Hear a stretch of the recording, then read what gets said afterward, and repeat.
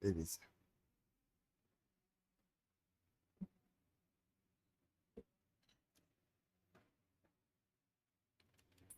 Boa noite, meus irmãos, graça e paz. Vamos abrir a palavra de Deus lá no Evangelho de Marcos, capítulo 1. Nós vamos dar continuidade à exposição desse Evangelho. E nós vamos ver hoje do versículo 9 até o versículo 13.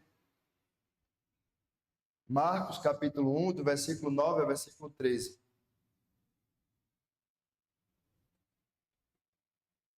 Antigamente ainda tinha o tempo, né, de folhear, né? Agora já tem nem mais tempo, tem que já ler.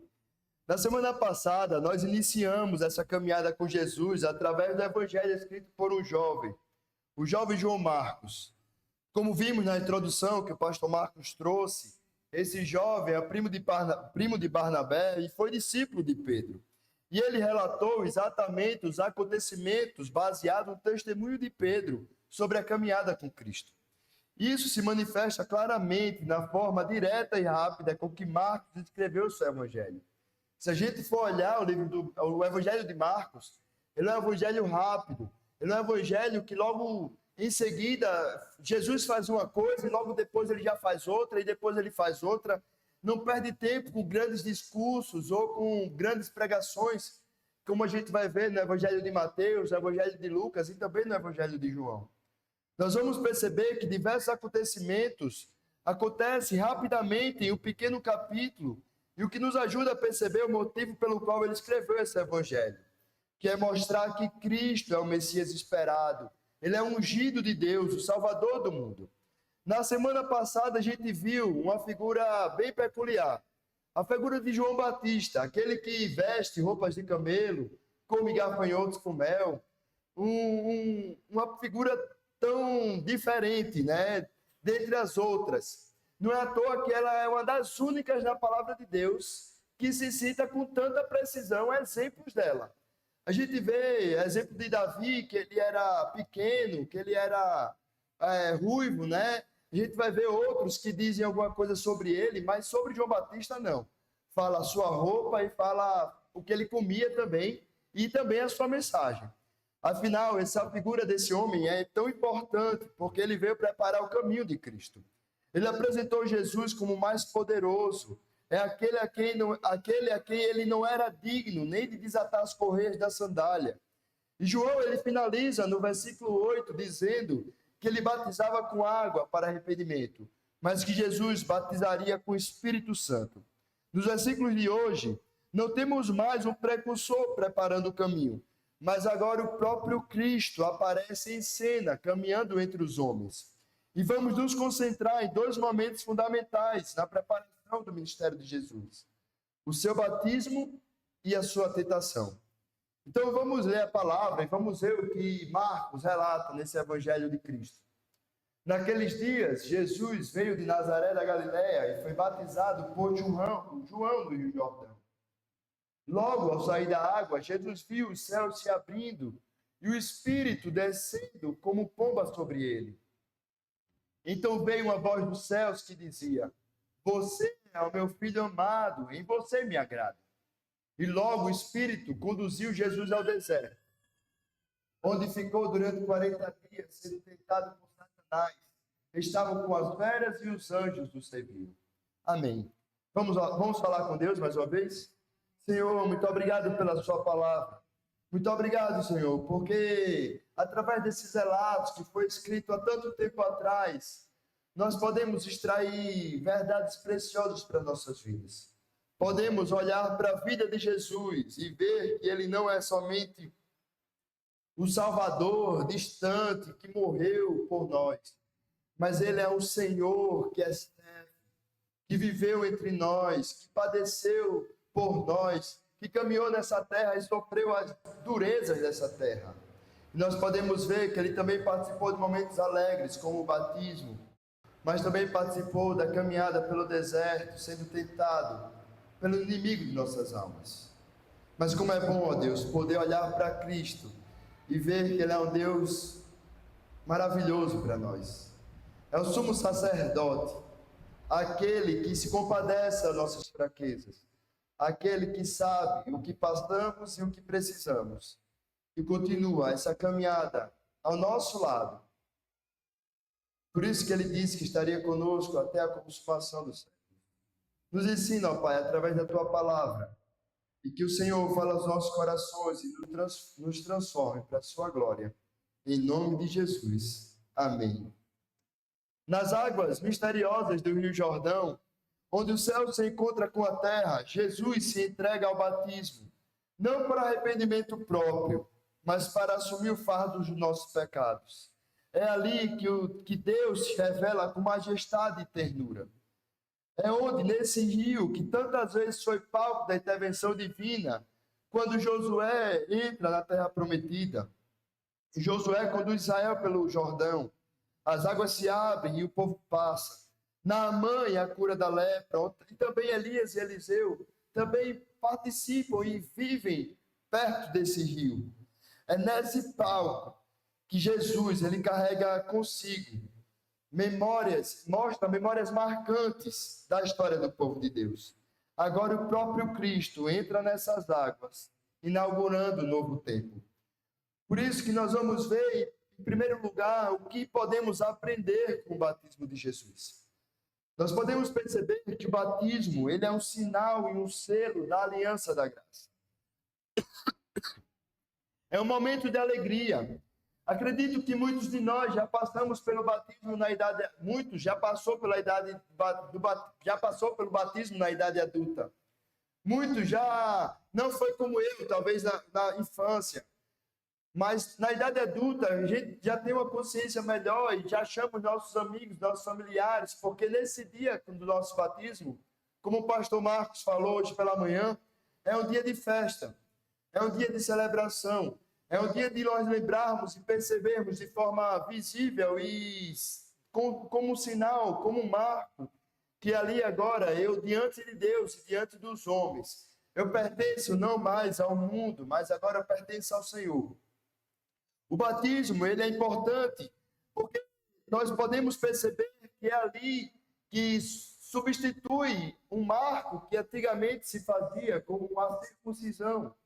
E agora nós, pelo batismo, nós somos selados como pertencentes do povo de Deus. E como isso é precioso para nós. E nesse momento a gente pergunta se João ele batizava para arrependimento, porque Jesus, ele participa do batismo como esse, já que, afinal, Jesus, ele não tinha pecado algum. E nós podemos perceber, assim como nós lemos em Hebreus, capítulo 4, assim como também podemos ler em 2 Coríntios, capítulo 5, versículo 21, que diz: aquele que não conheceu o pecado, Deus o fez pecado por nós, para que nele fôssemos feitos justiça de Deus. Esse ato solene inaugura a missão redentora, transformando um Jordão no palco onde todos aqueles que testemunharam aquele momento, e nós que temos a palavra de Deus, podemos perceber que ali é a marca de um homem santo que carrega em si, desde aquele momento, os nossos pecados e as nossas iniquidades. Deus ali, Cristo ali, já representa o que ele iria fazer na cruz. Ele já mostra para nós qual era a sua missão, como ele iria salvar o povo. Assim como João batizava aquelas pessoas que chegavam a ele para se arrepender dos seus pecados.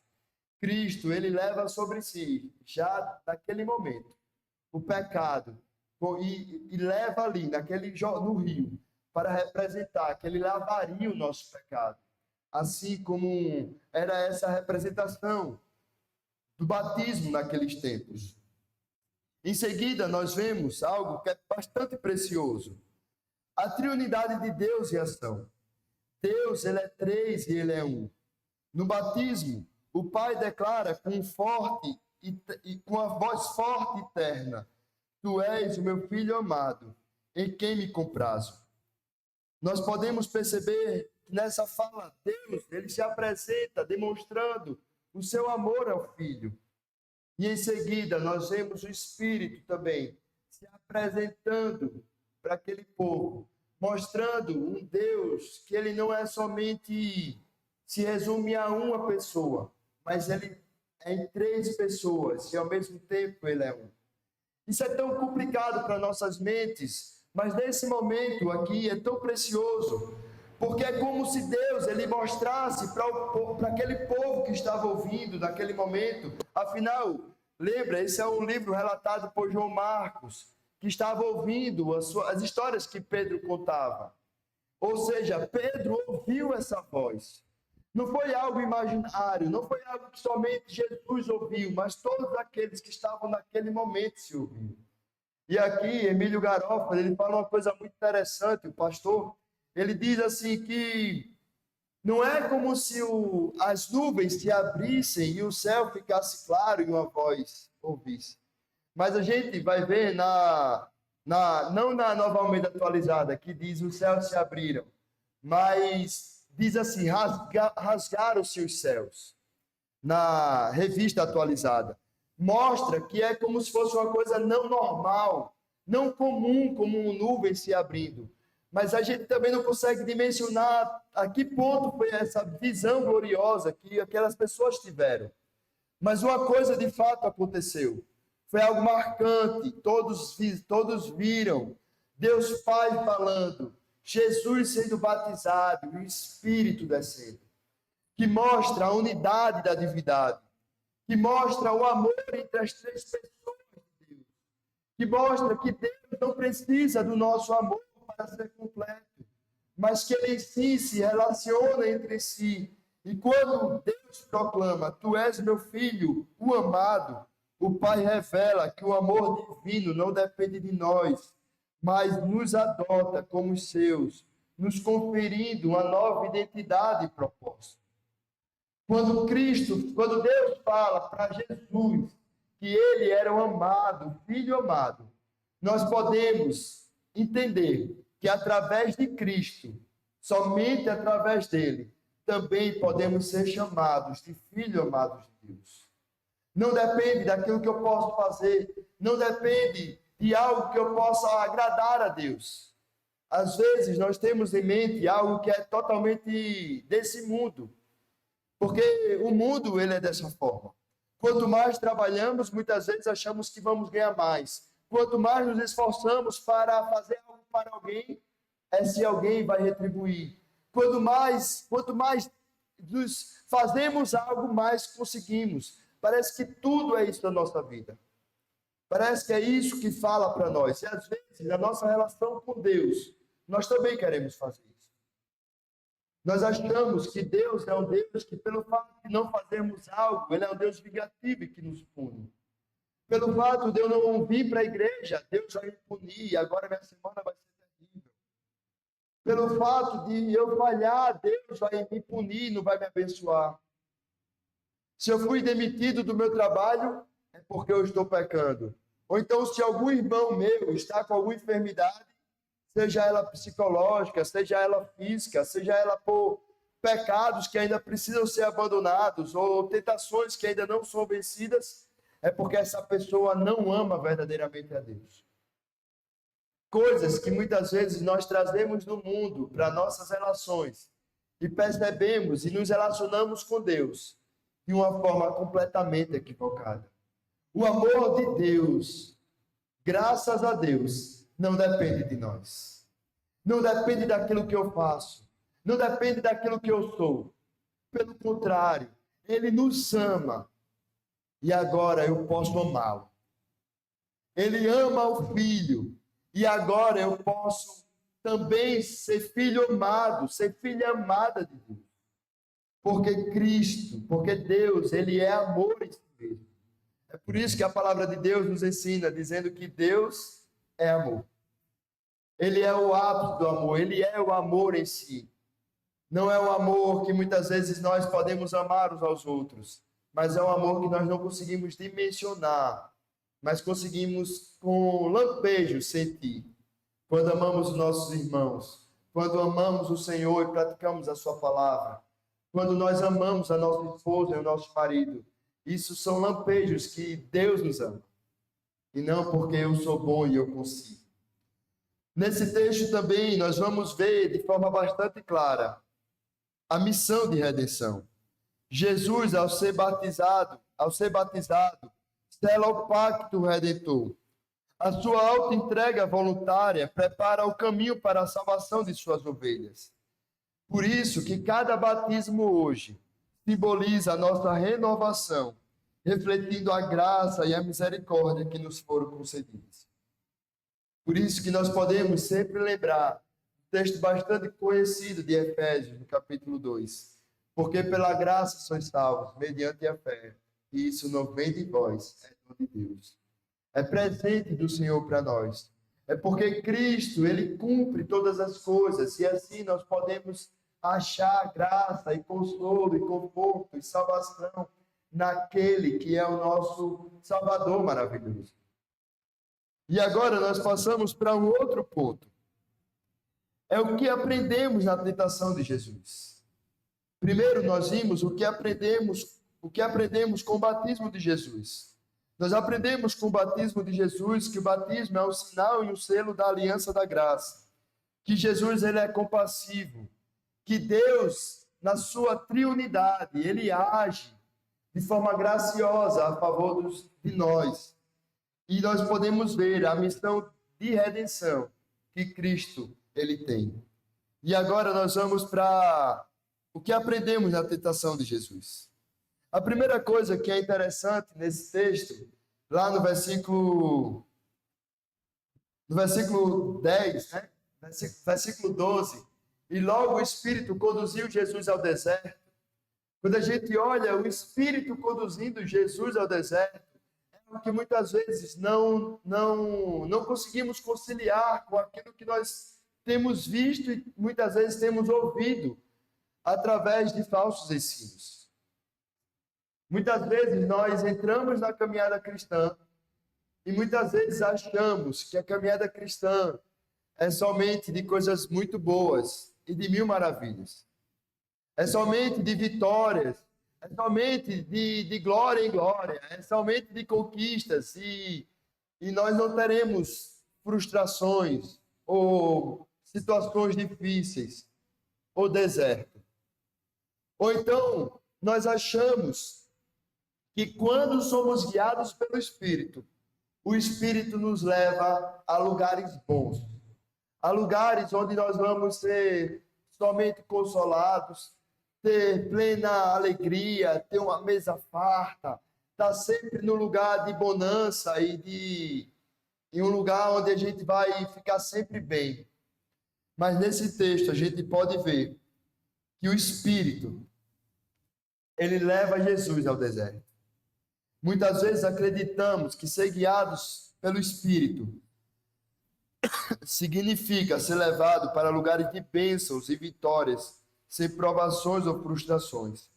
No entanto, a experiência de Jesus nos ensina que, como filhos amados de Deus, podemos ser conduzidos pelo Espírito a lugares difíceis, onde enfrentamos escassez e solidão.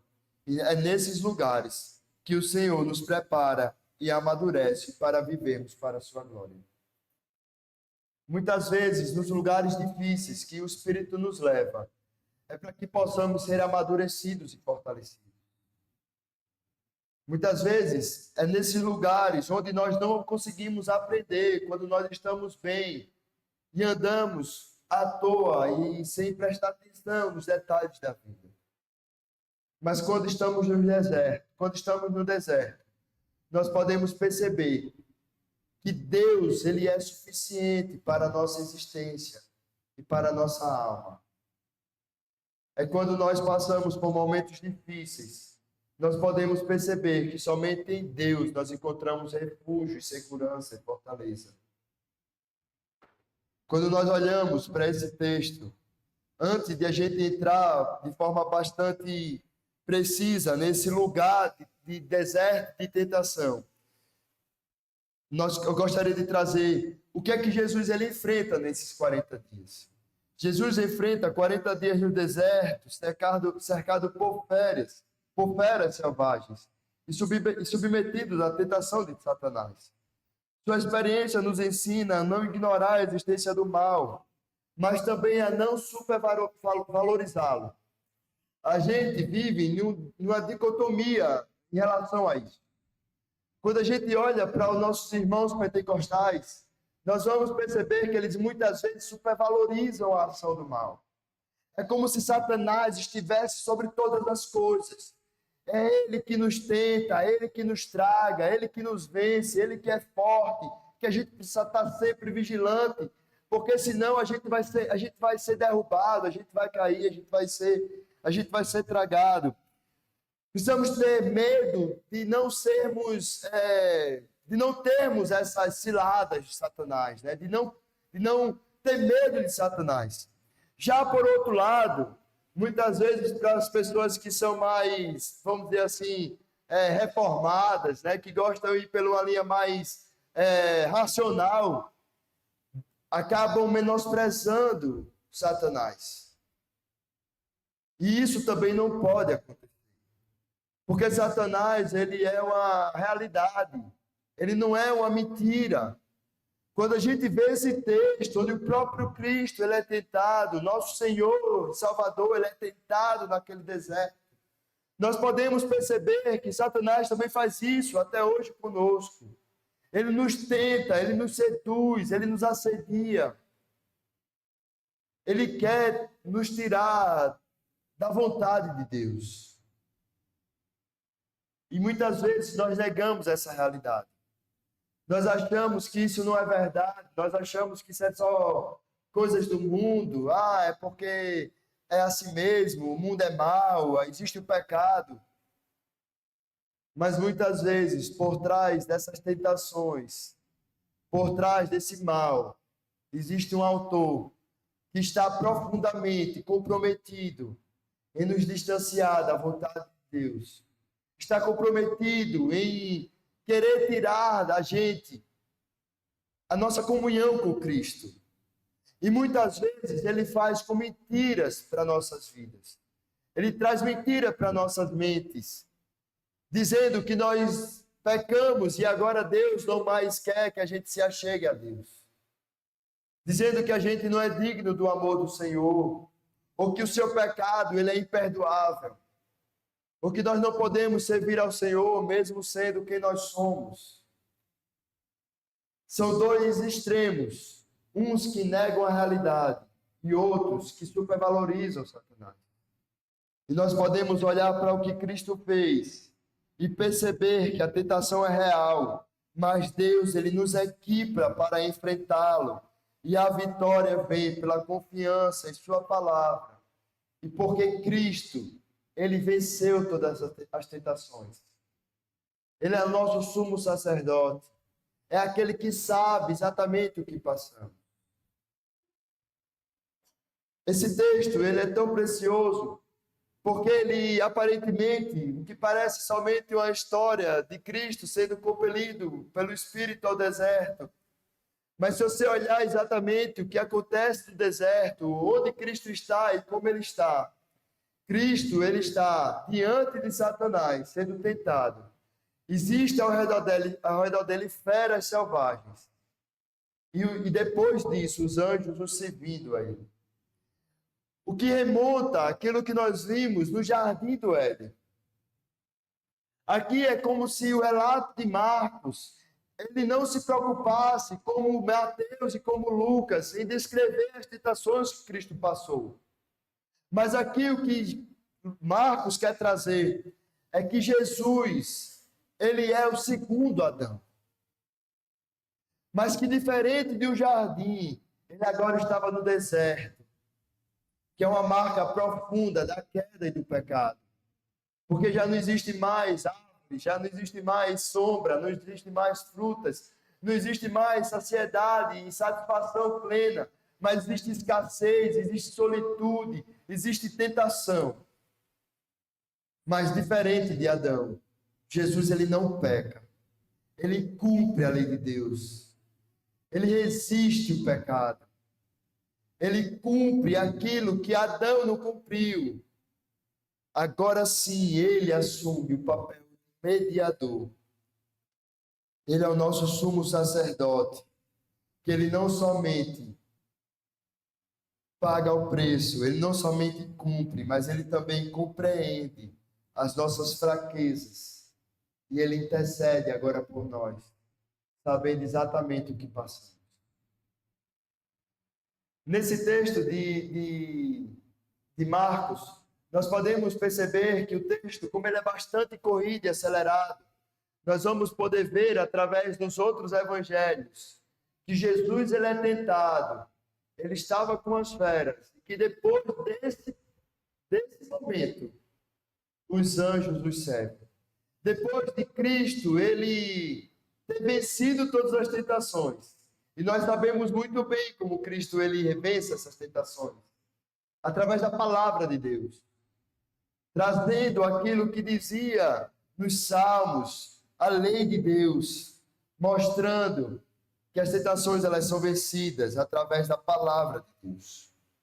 E é aí que nós entramos no segundo ponto, que a supremacia de Cristo e a sua identificação com as nossas lutas. Cristo não venceu a tentação fugindo, mas permanecendo firme na obediência ao Pai. Isso nos ensina que a vitória sobre o pecado não vem pela nossa força, mas pela fidelidade de Deus e pelo poder da sua palavra. E em segundo lugar, o sumo sacerdote, o segundo Adão, Cristo, ao ser tentado em tudo, ele não pecou, mas ele tornou-se o nosso perfeito sumo sacerdote. A sua vitória no deserto reverteu a derrota do primeiro Adão e abriu o caminho de redenção para todos aqueles que nele confiam. Como é precioso esse texto para nós.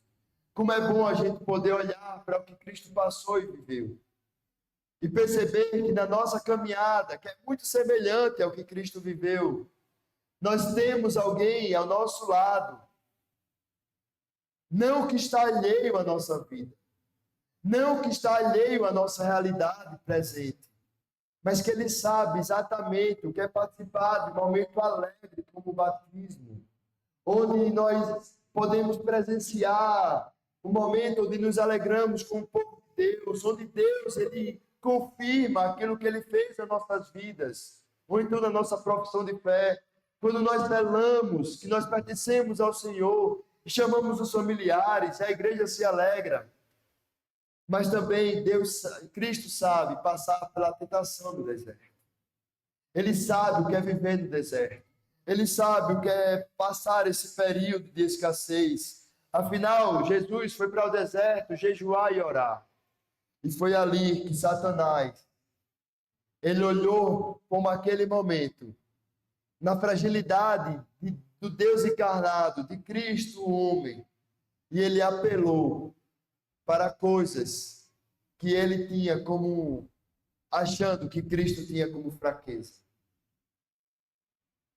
E ali Cristo, ele mostra que ele não somente é um homem que sofre as tentações, mas ele é Deus, onde ele jamais pecaria, nem naquele momento ou em qualquer outro momento, mas ele é capaz de cumprir toda a lei de Deus.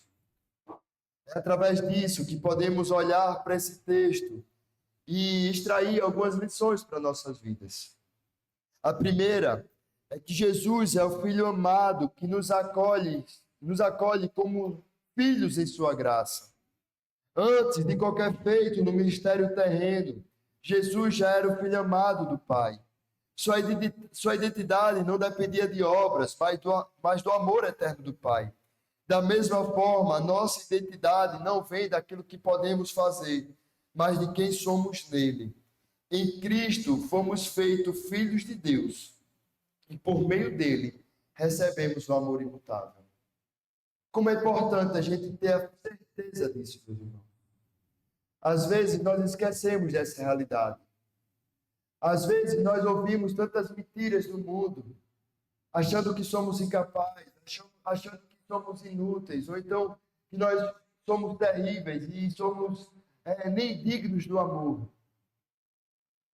Mas através da palavra de Deus, através de Cristo Jesus, aquele que é o Filho amado de Deus, se nós somos filhos de Deus, nós temos como identidade filhos amados. nós somos filhos e filhas amados de Deus. E nós podemos nos achegar e confiar nisso. Não por algo que eu possa fazer, mas porque Ele disse que nós somos. Como diz na sua palavra, em João, capítulo 1, versículo 12. O segundo ponto, Jesus, Ele é o Senhor que venceu o mal e nos sustenta na batalha. A tentação do deserto não foi um acidente, mas parte do plano redentor. Cristo enfrentou o inimigo e triunfou onde Adão falhou. Sua vitória não foi apenas dele, mas também foi nossa vitória. Ele não apenas nos mostra o caminho, mas ele é o próprio caminho. Jesus, ele é o caminho, a verdade e a vida. Quando enfrentamos provações, sabemos que o nosso Salvador já venceu e ele nos capacita a resistir. Às vezes nós não conhecemos muito bem o nosso Deus. E é por isso que quando passamos por lugares difíceis, nós achamos que estamos sendo guiados não mais pelo Espírito, mas pelas nossas próprias pernas. Mas, meus irmãos e minhas irmãs, nós somos filhos de Deus. Nós somos e devemos ser guiados pelo Espírito. E eu digo aos irmãos, é melhor ir para o deserto, sendo guiado pelo Espírito, do que ir para um oásis, onde nós estamos indo com as nossas próprias pernas. O deserto é um lugar onde Deus, ele diz com suas próprias palavras, ele mostra para a gente, dizendo que somos amados por ele. É no deserto onde ele nos habilita a perceber que ele é uma suficiência para nossas vidas. É no deserto que a gente percebe que já não é mais as nossas próprias forças que nos sustentam, que já não é mais o trabalho que me alimenta, já não é mais aquilo que eu posso dar a Deus, que eu posso receber algo em troca. Mas é no deserto que nós podemos perceber que nós carecemos totalmente do Senhor. E Ele que nos sustenta. E como é bom a gente poder olhar para Cristo e perceber que o triunfo de Deus, de Cristo, nosso Deus, ali encarnado, o Deus Filho, aquele que vence esse momento de tentação no deserto, ele nos habilita para que possamos também resistir às tentações, para poder dizer não ao mal, para poder dizer não às ciladas do diabo, para poder resistir às tentações. E é por isso que existem duas coisas que são preciosas que a palavra traz para nós. A primeira é que ele venceu e por isso podemos vencer. E a segunda é que junto à tentação, ele providencia um escape, para que a gente possa ser redirecionado, para que a gente não caia, para que a gente não afunde, mas sim para que a gente possa obedecer ao Senhor e resistir a Satanás. E ele fugirá de nós. Ele fugirá, porque nós estamos sendo guiados pelo Espírito e não pelas nossas próprias pernas. Em terceiro lugar, a aplicação que podemos tirar é que Jesus, ele é o sumo sacerdote e ele intercede por nós. O nosso Senhor não apenas venceu a tentação, mas hoje ele intercede por nós como nosso sumo sacerdote. Ele conhece as nossas fraquezas e nos dá graça para preservar.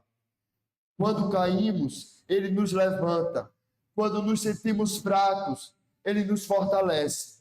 Quando nos sentimos perdidos, ele nos guia.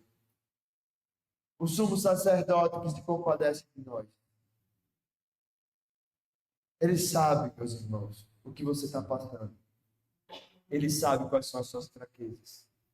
Ele sabe quais são aqueles seus problemas que muitas vezes você luta já por um longo tempo e que você se arrepende, mas às vezes comete de novo. E ele continua intercedendo por nós, nos ajudando para que a gente possa resistir ao diabo, para que a gente possa ser fortalecidos e não mais voltar a pecar, para que a gente possa viver em plena comunhão com o Senhor, para a glória de Deus. Em quarto lugar, Jesus, ele é o caminho que nos conduz em segurança pelo caminho estreito. A jornada de fé Eu acredito que muitos aqui já compreenderam muito bem que essa jornada e caminhada com Cristo nem sempre é uma caminhada fácil. O caminho que seguimos, ele não é o caminho largo, mas ele é o caminho estreito.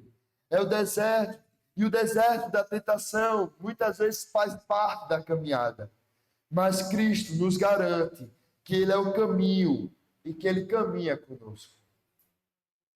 Quando nos sentimos sozinhos, lembramos que ele também enfrentou essa solidão. E ele promete que nunca nos deixará só. Por isso que o deserto, ele não é um lugar de solidão, onde nós estamos ausentes da presença de tudo e de todos. Mas é um lugar de solitude, onde nós nos encontramos com nós mesmos, nós temos a presença de Deus junto conosco. Nós temos Cristo ao nosso lado, nos capacitando, nos fortalecendo, nos guiando, nos conduzindo. E por fim, esse texto, ele nos lembra que Jesus, ele é o Rei que nos dá uma esperança inabalável. O nosso Salvador não foi apenas batizado e tentado. Ele completou a sua missão. Ele morreu e ressuscitou por nós.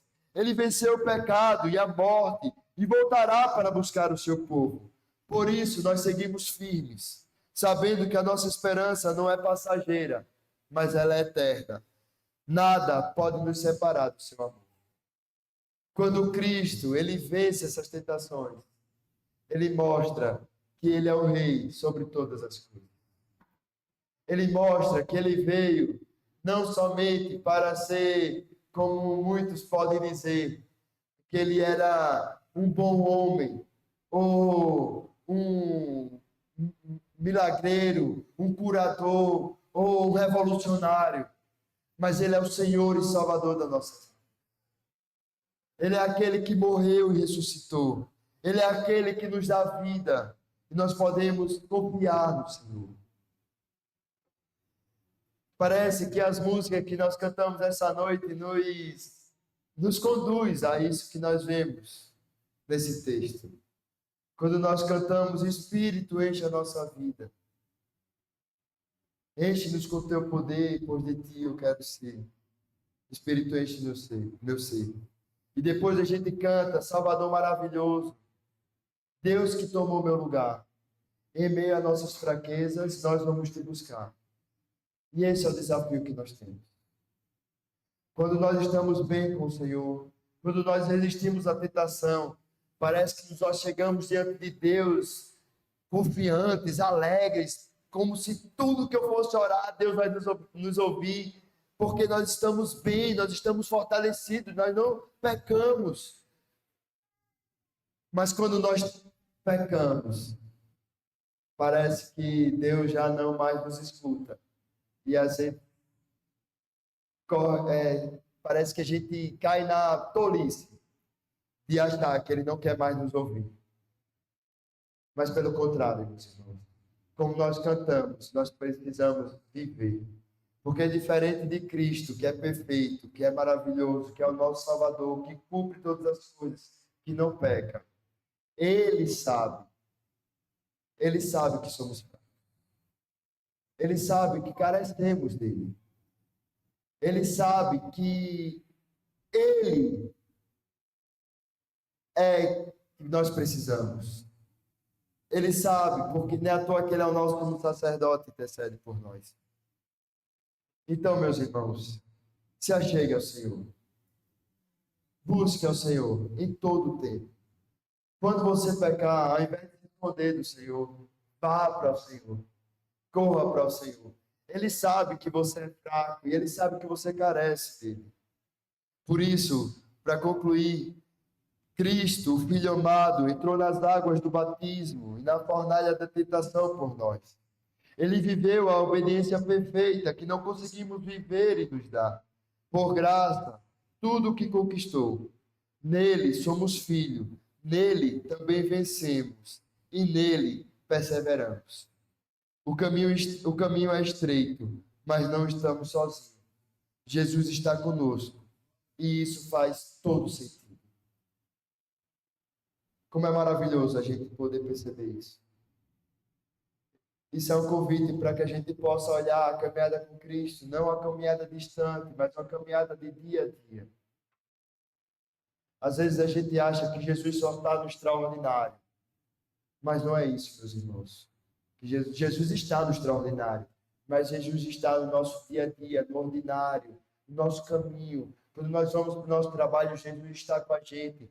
Quando nós estamos na nossa casa, Jesus está com a gente. Quando estamos aqui na igreja, Jesus está com a gente. E se nós somos filhos de Deus, nós estamos sendo guiados pelo Espírito para todos esses lugares.